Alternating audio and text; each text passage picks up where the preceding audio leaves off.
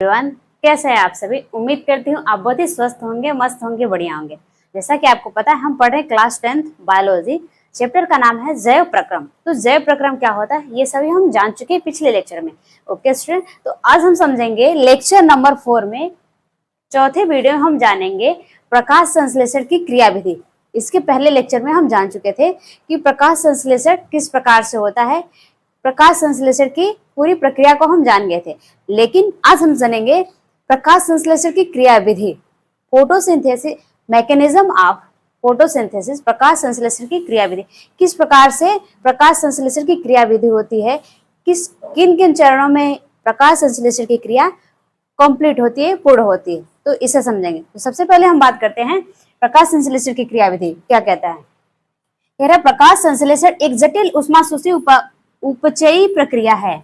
जो प्रकाश संश्लेषी प्रक्रिया है वो एक जटिल ऊष्माशोषी उपचयी अभिक्रिया है, अभिक्रिया या प्रक्रिया है। बात करें हम प्रकाश संश्लेषी, जैसा कि आपको पता है कि जो ग्रीन प्लांट्स होते हैं वो अपने पत्तियों के थ्रू, लीफ के थ्रू क्या करते हैं, प्रकाश संश्लेषण की क्रिया करते हैं, उसके द्वारा अपना भोजन बनाते हैं। तो ये प्रकाश संश्लेषी अभिक्रिया एक बहुत ही जटिल ऊष्माशोषी है। ऊष्माशोषी का मतलब ये ऊष्मा अवशोषित करते हैं, और कौन सी ऊष्मा, तो प्रकाश ऊष्मा। ओके, और ये उपचयी प्रक्रिया है, यानी कि ये क्या करते हैं, सरल पदार्थों को जटिल पदार्थों में बदलते हैं और उससे क्या करते हैं, उनका अपने भोजन का निर्माण करते हैं। ओके स्टूडेंट, तो हम समझेंगे इसी प्रक्रिया को, प्रकाश संश्लेषण की क्रिया विधि को समझेंगे कि किस प्रकार से पदार्थों को सरल से जटिल बनाते हैं और किस प्रकार से कैसे अपने भोजन का निर्माण करते हैं। इस विधि को हम समझेंगे कि कैसे कार्बन डाइऑक्साइड और जल संयोग करके ग्लूकोज, जल और ऑक्सीजन देते हैं। इस प्रक्रिया को हम समझेंगे, इस विधि को जानेंगे। ओके स्टूडेंट, तो बात करते हैं। देखिए, यह 2 चरणों में पूर्ण होती है। जो प्रकाश संश्लेषण की जटिल उपचयी प्रक्रिया है ये 2 चरणों में कंप्लीट होती है। तो आज हम जानेंगे पहले चरण के बारे में। देखिए, पहला चरण क्या होता है, प्रकाश अभिक्रिया, लाइट रिएक्शन के बारे में जानेंगे। ठीक है, और दूसरी प्रक्रिया है अप्रकाशिक अभिक्रिया, जिसको हम कहते हैं डार्क रिएक्शन या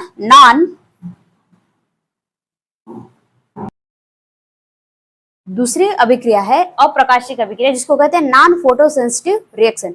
ओके स्टूडेंट, तो चलिए हम समझते हैं प्रकाश अभिक्रिया के बारे में जानेंगे।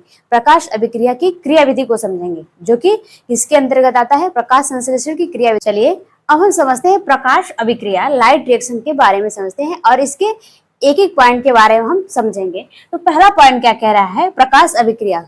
तो प्रकाश अभिक्रिया किस प्रकार होती है ये हम समझते हैं। पहले पॉइंट की बात करें तो प्रकाश अभिक्रिया क्या कहता है। देखिए, सूर्य का प्रकाश अवशोषित कर हरित लवकों के ग्रेनम में उपस्थित पर्णहरिम सक्रिय होकर, देखिए होता क्या है, जैसा कि आपको पता है कि जब भी प्रकाश संश्लेषण की प्रक्रिया होती है उस समय पौधे, जो हरे प्लांट्स होते हैं, ग्रीन प्लांट्स होते हैं, वो पत्तियों के थ्रू क्या करते हैं, प्रकाश को अवशोषित करते हैं। उस टाइम वही कह रहा है, सूर्य का प्रकाश अवशोषित कर जो पादप की जो पत्तियां होती हैं वो सूर्य के प्रकाश को अवशोषित कर हरित लवकों के ग्रेनम में, हरित लवक जो पिगमेंट होता है, जो रंजक होता है, हरित लवक जिसको कहते हैं, हरित लवकों के ग्रेनम में उपस्थित, हरित लवक में एक ग्रेनम होता है, और ग्रेनम क्या है, एक थैली जैसी संरचना है जो क्या करता है, इस प्रकाश ऊर्जा को अवशोषित करती है और ऊर्जा को अवशोषित करती है और उससे भोजन बनाती है। ठीक है, तो हरित लवकों के ग्रेनम में उपस्थित पर्णहरिम सक्रिय हो जाता है। जैसे हरित लवक में जो ग्रेनम होता है उसको क्या करते हैं, अवशोषित करते हैं। वो अवशोषित करने के बाद ग्रेनम में उपस्थित पर्णहरिम, जो ग्रेनम में पर्णहरिम होता है वो सक्रिय हो जाता है। ठीक है, जैसे ही हरित लवक के ग्रेनम में उपस्थित पर्णहरिम सक्रिय हो जाता है, जैसे ही प्रकाश को अवशोषित करती हैं पत्तियां, तो उन पत्तियों में होता है हरित लवक, और उस हरित लवक में होता है ग्रेनम, और उस ग्रेनम में होता है जो पर्णहरिम।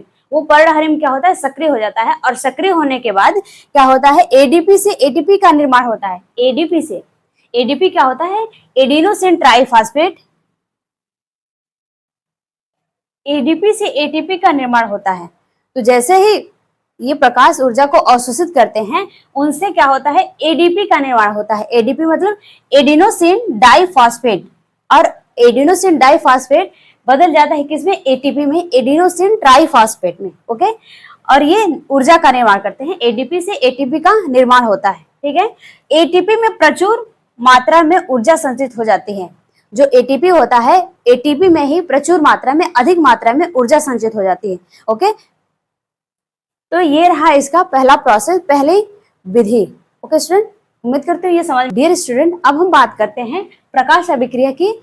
जो दूसरा पॉइंट है, वो दूसरा पॉइंट क्या कह रहा है, प्रकाश संश्लेषण की क्रिया विधि के अंतर्गत वो क्या कहता है। तो दूसरा पॉइंट क्या कहता है, ऊर्जावित क्लोरोफिल द्वारा। ऊर्जावित क्लोरोफिल का मतलब जो प्रकाश को अवशोषित करने के बाद जो क्लोरोफिल बनता है, जो क्लोरोफिल होता है, उसी को ऊर्जावित क्लोरोफिल कहा जा रहा है। ठीक है, तो वो जल को क्या करता है, द्वारा जल H+ आयन, जल क्या होता है, जल, ये जो H2O होता है, वो H2O H+ आयन तथा OH- आयन में प्रकाश अपघटन होता है।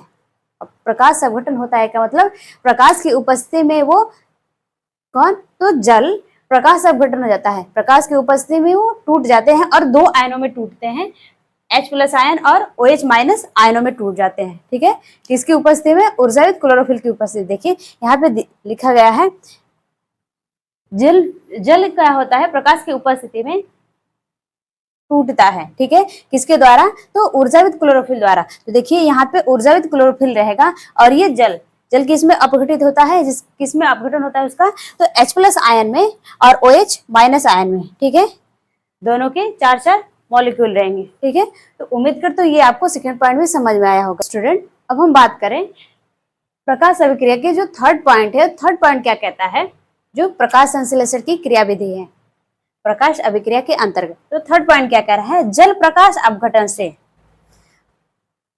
जो जल होता है उसका प्रकाश अपघटन होता है। अभी आपने पीछे समझा कि जल क्या होता है, उसका प्रकाश अपघटन होता है, वो H और OH- में टूट जाता है, अपघटित हो जाता है। तो वही कह रहा है, जल प्रकाश अपघटन से उत्पन्न OH आयन, जो OH आयन होता है वो परस्पर मिलकर, ये जब उनका अपघटन तो हो चुका है, जल का अपघटन हो चुका है और वो H+ और OH- आयन में टूट चुके हैं, अपघटित हो चुके हैं। तो जो OH आयन होता है वो परस्पर मिलकर, OH आयन मिलकर क्या बनाते हैं, पानी और ऑक्सीजन बनाते हैं। क्या बनाते हैं, जल और ऑक्सीजन का निर्माण करते हैं। ठीक है, ऑक्सीजन गैस के रूप में मुक्त होकर स्टोमेटा द्वारा बाहर निकल जाता है। ठीक है, क्या कह रहा है, ऑक्सीजन, जो OH आयन होता है वो क्या होते हैं, परस्पर मिलके पानी और ऑक्सीजन बनाते हैं, और वही ऑक्सीजन गैस के रूप में क्या होता है, स्टोमेटा द्वारा बाहर निकल जाता है। जो छोटे छोटे पत्तियों में जो छोटे छोटे रंध्र होते हैं, उनके द्वारा ऑक्सीजन बाहर निकल जाता है, और वही ऑक्सीजन हम अपने श्वास के थ्रू क्या करते हैं, अंदर लेते हैं। ठीक है, तो उम्मीद करते हैं ये समझ में आया होगा। ठीक है स्टूडेंट, अब हम इसका ये समझ लेते हैं डायग्राम। क्या होता है, OH आयन, OH आयन क्या करता है, परस्पर मिलकर पानी और क्या बनाते हैं, ऑक्सीजन बनाते हैं। कैसे पानी और ऑक्सीजन बनाते हैं, तो समझिए क्या होता है, जल अपघटन के द्वारा जो OH आयन होता है वो परस्पर मिलकर ऑक्सीजन और पानी बनाते हैं। कैसे, देखिए ये OH आयन है और ये परस्पर मिल जाएंगे, तो OH के 4 आयन यानी कि 4 अणु क्या करेंगे, आपस में जुड़ेंगे, और जुड़ने के बाद जल बनाएंगे। जल के 2 अणु और ऑक्सीजन गैस के रूप में मुक्त होती है, बाहर निकलती है, जिसको हम ऐसे डिनोट करते हैं। ठीक है, तो उम्मीद करते हो ये आपको थर्ड पॉइंट में समझ में आया होगा। अब हम चलते हैं फोर्थ पॉइंट के बारे में समझेंगे। अब हम बात करते हैं फोर्थ पॉइंट, चौथा पॉइंट क्या कहता है। तो देखिए समझिए, जल के प्रकाश अपघटन से, जल के प्रकाश अपघटन यानी कि जब जल अपघटित होता है प्रकाश की उपस्थिति में H+ और OH- आयन में, तो वही कह रहा है, जल के प्रकाश अपघटन से मुक्त हाइड्रोजन आयन जो H+ होता है से उत्तेजित इलेक्ट्रॉन निकलते हैं। जो हाइड्रोजन आयन होता है, उस हाइड्रोजन आयन से इलेक्ट्रॉन निकलते हैं। ठीक है, इलेक्ट्रॉन निकलते हैं, जो इलेक्ट्रॉन स्थानांतरण के द्वारा, वो इलेक्ट्रॉन स्थानांतरित होते हैं। इलेक्ट्रॉन स्थानांतरण के द्वारा क्या करते हैं, ऊर्जा को, जो ऊर्जा होती है इलेक्ट्रॉन स्थानांतरण के द्वारा जो ऊर्जा निकलती है, उस ऊर्जा को ATP के रूप में मुक्त करते हैं। ये क्या करते हैं, इलेक्ट्रॉन स्थानांतरण के द्वारा ATP के रूप में ऊर्जा को मुक्त करते हैं। ठीक है, जैसा कि हमने पिछले बताया, इस क्रिया को इस क्रिया में H प्लस NADP के क्या होता है, इस क्रिया में H प्लस आयन NADP को NADPH2 में अपचयित करते हैं। क्या होता है, इस क्रिया में ये जो जल अपघटन होता है, हाइड्रोजन मुक्त होते हैं और ये हाइड्रोजन, इन हाइड्रोजन से जो इलेक्ट्रॉन निकलते हैं वो इलेक्ट्रॉन ATP के रूप में क्या करते हैं, ऊर्जा को मुक्त करते हैं। ठीक है, और इस क्रिया में जो हाइड्रोजन आयन होता है NADP को क्या करते हैं, NADPH2 में अपचयित कर देते हैं। ठीक है, हाइड्रोजन आयन NADP को NADPH2 में अपचयित कर देते हैं। ठीक है, अब इसके हम डायग्राम को समझ लेते हैं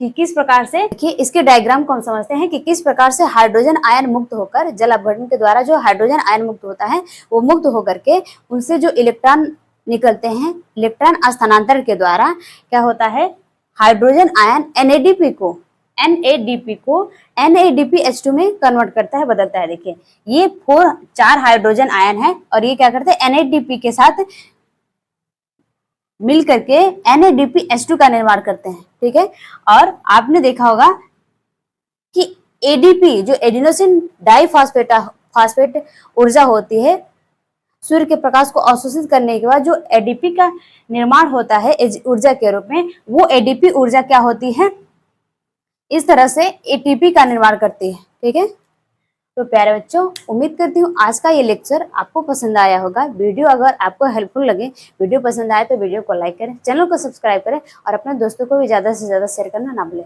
आज के लिए इतना ही रखते हैं, थैंक यू। और आज का आपका होमवर्क है, आप बताएंगे कमेंट सेक्शन में ADP और ATP का फुल फॉर्म क्या है, ये आप कमेंट सेक्शन में लिखेंगे। Okay students.